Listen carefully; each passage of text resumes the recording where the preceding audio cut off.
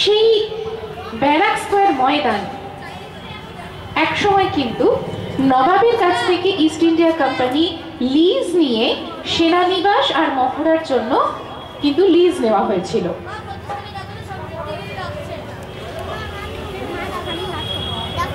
আপনারা বোধহয় জানেন বা আরো ভালো করে জেনে নিলে সুবিধাও হবে মেলা প্রাঙ্গণ ঘুরে বেড়াতে, যে মেলার মধ্যে থাকছে কিন্তু মুর্শিদাবাদ জেলা ছাড়াও কিন্তু অন্যান্য জেলার খাদি ও গ্রামীণ শিল্পের দ্রব্য সম্ভার যেমন থাকছে বাচ্চাদের খেলাধুলার সরঞ্জাম, আছে থিম প্যাভিলিয়ন, যা থেকে নতুন প্রজন্মের মানুষজন জানতে পারবেন খাদি শিল্পকলা বিষয়ে। আছে আঁকার প্রতিযোগিতা, প্রাকৃতিক জিনিস থেকে হস্তশিল্প ও গয়না তৈরির প্রতিযোগিতাও।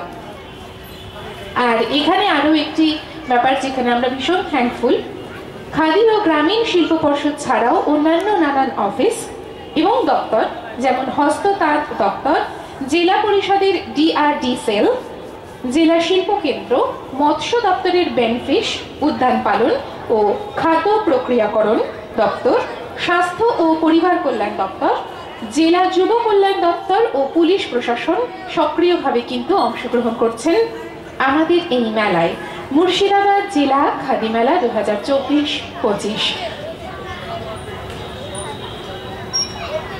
আমাদের কিন্তু বিক্রি হওয়া বিক্রিত জিনিস কিরকম কি হচ্ছে তার যে একটা হিসেব, সেই হিসেব কিন্তু বলছে গত কয়েক বছরে কিন্তু এই বিক্রির ব্যাপারটা কিন্তু অনেকটা বেড়েছে।